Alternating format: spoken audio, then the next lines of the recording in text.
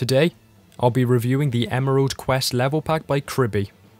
I don't have anything else to put in the introduction, the level pack isn't based off of anything, so let's just get straight into the video.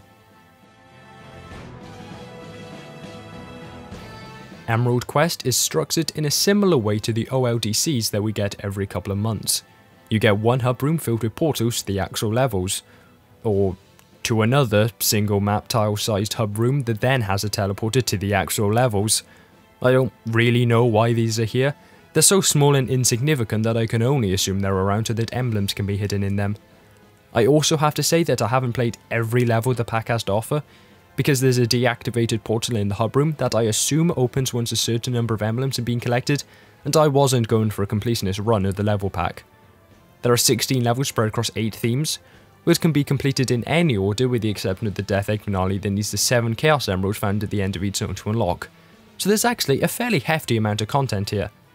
And while this isn't the best level design I've ever seen, and the majority of level themes are based off stages from base SRB2, to the point it kind of feels like a remix of the original game, it certainly also isn't the worst. I think the stages have a lot of areas with really good flow, where you're bouncing off enemies and monsters while running at full speed. It also makes good use of momentum jumps, which are always satisfying to land and of which I hope future versions of base SRB2 use a lot more of.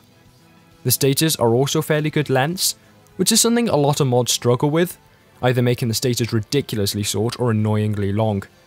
The mod has found a good level of difficulty, another thing a lot of mods struggle with, as they're often either very easy or frustrating enough that you give up and just fly over everything with tails. Here, I would say Emerald Quest is easier than the base game across the majority of its hour or so runtime, with the occasional difficulty spike in the later stages, but it doesn't overstay its welcome as you stand there hitting your head against a brick wall as you die for the 15th time in a single stage. That being said, it's quite clear as you play Emerald Quest that this is a more amateur set of levels than what you'll find in the base game, because none of the levels in this pack get even close to the level of split paths and interconnecting routes that SRB2 boasts. Most are pretty much solitary routes that might, at most, have a split in the path that will change what platforming talents you need to do before they reconnect again 15 seconds later. It also feels like there's a lack of unique gimmicks for each stage. So, Flaming Forest has lava, Rocky Coast has an underwater section, and Death Egg has some lasers, but in comparison to base SRB2, where pretty much every zone has a new gimmick that is continuously used in various ways many times throughout, I'd say that the only level Emerald Quest has that gets that close to using a single new gimmick enough times to make it memorable is Shadow Fortress and its various coloured floors, each of which acts differently. That's cool! I just wish something similar was in every stage here. The only other thing I feel the need to mention is how every level really loves throwing rings at you constantly. I was finishing stages with ring counts above 150, and that's without combing every inch of a level for rings, just breaking the ring monitors it puts in the middle of your path. Not necessarily a huge complaint, I just thought it was quite odd. Traditional levels only take up 7 of the 16 stages though, with the other 9 being focused on boss fights. These aren't the most unique. They're all somewhat based off vanilla bosses, with the severity of the differences being pretty drastic between them. Some have almost no changes, others will add a whole new gimmick you need to watch out for. With the exception of the 2 Death Egg stages, every boss has a small prelude area where you can select an elemental seal to bring with you, and then the main difference from the original bosses are how the arenas are laid out.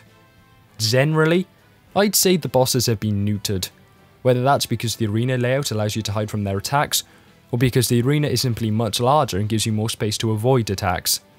I'd like to give specific mention to the Metal Sonic boss fight, which is teased in the stage when you see Metal Sonic running away at the end of the previous act, before you play a version of his boss battle that is actually tolerable due to the much larger arena, Death Egg Act 1, which plays like a boss rush interspersed with some of the more difficult platforming in the level pack, and the Techno Canyon boss, which is the only boss here to have gotten more difficult due to a laser that just won't stop firing. Aesthetically, Emerald Quest actually looks pretty good. As I did mention earlier, all of the stages are based heavily on the vanilla levels, so there's a lot of asset reuse that might turn some people off, but there are some cool fusions or heavy reimaginings of the themes. Techno Canyon is a fusion of Techno Hill and Arid Canyon, and it looks pretty cool, especially with the custom skybox that's used. Shadow Fortress is the castle Eggman stand-in, and while it sticks broadly to the castle imagery, its gimmicks are these coloured floors which don't blend in with the surroundings at all. That being said, the hub world is pretty fun. I like the little dioramas each zone has, and while I think that the extra hub world each zone has is unnecessary, they at least look nice and have some secret areas. Pretty alright. Musically, Emerald Quest has no unique music composed exclusively to appear here, as they're all ripped from a wide variety of games. I'm not complaining, the song choice is pretty great. I'm also not exaggerating when I say a wide variety of games have been ripped from here, as we have everything from Sonic Adventure 2, to Kirby's Return to Dreamland, to Night into Dreams, to Ultra Kill.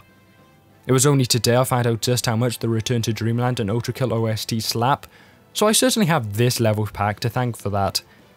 The only thing I found odd related to the music is that Castle Eggman Act 1's theme is used early on in Shadow Fortress, yet isn't credited in the final song crawl at the end of the mod. I assume this is because Kriby assumed that anyone playing this mod would have already heard that song and remembered where it's from, but at the same time, are you going to tell me that there are people playing this mod who won't recognise the Supersonic music from SA2 or the Death Egg theme from Sonic Generations? Overall, Emerald Quest is a fairly well put together level pack. This is essentially a 16 level expansion to the original game, and in comparison to level packs like the Sonic 06 stages, I never felt overly frustrated as I died to another obscene jump or turned back on myself because the directional signposting was awful. The music is pretty good as well. The boss themes and any Ultra Kill song are going to be ending up on my music playlists now. That being said, this is very similar to what can be found in the base game, especially with the reused themes and assets, and that is a comparison that looks down unfavourably to Emerald Quest. It simply never reaches the height of SRB2's level design, due to it falling into the linearity so many modded levels follow. With all this in mind, I'll give Emerald Quest a fair 8 out of 10. I hope you enjoyed the video, and ciao.